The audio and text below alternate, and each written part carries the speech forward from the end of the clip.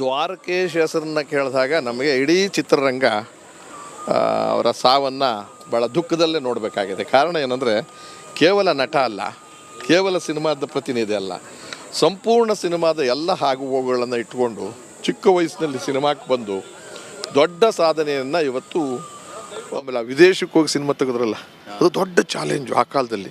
ಕನ್ನಡ ಇಂಡಸ್ಟ್ರಿನಲ್ಲಿ ಒಂದು 20 ಲಕ್ಷ ರೂಪಾಯಿ ಹಾಕಿ ದುಡ್ಡು ಪಿಕ್ಚರ್ ತೆಗೆಯೋದೇ ಕಷ್ಟ ಅಂತ ಕಾಲ. ಆ್ಯಕ್ಚುಲಿ ನಾನು ಈ ವಿಚಾರ ಬಗ್ಗೆ ನಿಮ್ಮ ಜೊತೆ ಮಾತಾಡ್ಬೇಕಂತ ಅನ್ಕೊಂಡಿದ್ದೆ. ಆಫ್ರಿಕಾದಲ್ಲಿ ಶೀಲಾ, ಸಿಂಗಾಪುರದಲ್ಲಿ ರಾಜಕುಳ್ಳ, ಬಪ್ಪಿ ಲಹರಿ, ಕಿಶೋರ್ ಕುಮಾರ್ ಅಂತವ್ರನ್ನ ಕನ್ನಡಕ್ಕೆ ಕರ್ಕೊಂಬಂದಂಥವ್ರು. ಸೊ ಆ ಟೈಮಲ್ಲಿ ಹೇಗೆ ಸಾಧ್ಯ? ತಮಿಳ್ನಲ್ಲೂ ಮಾಡಿದ್ರು, ತೆಲುಗು. ಆದರೆ ಅವರು ದುಡ್ಡನ್ನು ತನ್ನ ಹತ್ರ ಇರಲೇಬೇಕು ಅಂತಲ್ಲಿ ತಂದು ಮಾಡೋಣ, ಸಾಲ ಮಾಡೋಣ, ಭಯ ಬೀಳೋದು ಯಾತಕ್ಕೆ ನಾವು, ಮತ್ತು ಇನ್ಯಾರು ಮಾಡ್ತಾರೆ, ಯಾರು ಮಾಡದೇ ಇದ್ರೆ ಅಂತ ಆ ಧೈರ್ಯ ಮಾಡೋರು. ಬಂದಾಗ ಅದನ್ನು ಇಟ್ಕೊಂಡು ಅದನ್ನು ಬೇರೆದಕ್ಕೆ ಇನ್ವೆಸ್ಟ್ ಮಾಡೋರು.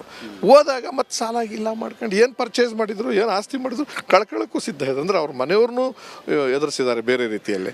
ಆ ಧೈರ್ಯ ಇದೆಯಲ್ಲ ಭಾಳಷ್ಟು ಜನಕ್ಕೆ ಇರೋದಿಲ್ಲ. ಒಂದು ಪಿಕ್ಚರ್ ಲಾಸ್ ಆಗಿಬಿಟ್ರೆ ಮನೆ ಹೊಟ್ಟೋಗ್ತಾರೆ, ಅಥವಾ ಒಂದು ಪಿಕ್ಚರ್ ಸಕ್ಸಿದ್ರೆ ತಲೆ ನಿಲ್ಲೋದಿಲ್ಲ. ಅವ್ರಿಗೆ ಹಾಗಂದಲೇ ಇಲ್ಲ. ಅವೆಲ್ಲವನ್ನು ಗಟ್ಟಿ ಧ್ವನಿಯಲ್ಲಿ ಇಟ್ಕೊಂಡು ಸ್ವಿಚ್ ಆನ್ ಸ್ವಿಚ್ ಆಫ್, ಸೋತಿದ್ದೀನಿ ಆಯಿತು ಇಲ್ಲೇ ದುಡಿಯೋಣ, ಗೆದ್ದಿದ್ದೀನಿ ಇಲ್ಲಿಗೆ ಹಾಕೋಣ, ಈ ರೀತಿ ಮಾಡಿ ಎಲ್ಲ ಫೀಲ್ಡಲ್ಲೂ ಚಾಪನ್ನು ಮೂಡಿಸಿದ್ರು. ಸರ್, ಸರ್ಕಾರದಿಂದ ಅವರಿಗೆ ಪುರಸ್ಕಾರ ಪ್ರಶಸ್ತಿಗಳು ಲಭಿಸಬೇಕು, ಸೂಕ್ತ ದ್ವಾರಕೀಶ್ ರವರ ಮರಣ ನಿಜವಾಗ್ಲೂ ಒಂದು ಶಾಕಿಂಗ್ ನ್ಯೂಸ್ ಆಯಿತು. ನೆನ್ನೆ ಸಡನ್ನಾಗಿ ನನಗೆ ಕೇಳಿದಾಗ, ಯಾಕಂದರೆ ಮೊನ್ನೆ ಜಗದೀಶ್ ಅವರು ನೆನ್ನೆ ದ್ವಾರಕೀಶ್ ಅವರ ಈ ಸುದ್ದಿ ಚಿತ್ರರಂಗಕ್ಕೆ ಗೊತ್ತಿಲ್ಲ, ಅದೇನೋ ಒಂಥರ ಹಿಂದಿಂದನೇ ಒಂದು ದುಃಖದ ವಾತಾವರಣ ಸೃಷ್ಟಿಯಾಗ್ತಾಯಿದೆ. ದ್ವಾರಕೀಶ್ ಅವ್ರ ಬಗ್ಗೆ ಎಲ್ಲರಿಗೂ ಗೊತ್ತಿರೋಂಥ ವಿಷಯ. ಒಬ್ಬ ಕಲಾವಿದರಾಗಿ, ಒಬ್ಬ ನಿರ್ದೇಶಕರಾಗಿ, ನಿರ್ಮಾಪಕರಾಗಿ ಕನ್ನಡ ಚಿತ್ರರಂಗದಲ್ಲಿ ಎಷ್ಟು ದೊಡ್ಡ ಕೊಡುಗೆ ಕೊಟ್ಟಿದ್ದಾರೆ ಅನ್ನೋದು ಇಡೀ ನಮ್ಮ ನಾಡಿಗೆ ಗೊತ್ತಿರೋವಂಥ ವಿಷಯ. ಆದರೆ ನನಗಾಗಿರುವಂಥ ಒಂದು ಅನುಭವನ ದ್ವಾರಕೀಶ್ ಅವ್ರ ಜೊತೆಯಲ್ಲಿ ನನಗಾಗದಂಥ ಒಂದು ಅನುಭವನ ನಾನು ಹೇಳ್ಕೊಳ್ಳೋದಕ್ಕೆ ಇಷ್ಟಪಡ್ತೀನಿ. ನಾನು ಒಂದು ಚಿತ್ರ ಮಾಡೋವಾಗ ರಸಿಕಾ ಅನ್ನೋ ಒಂದು ಚಿತ್ರ ಮಾಡಿದೆ.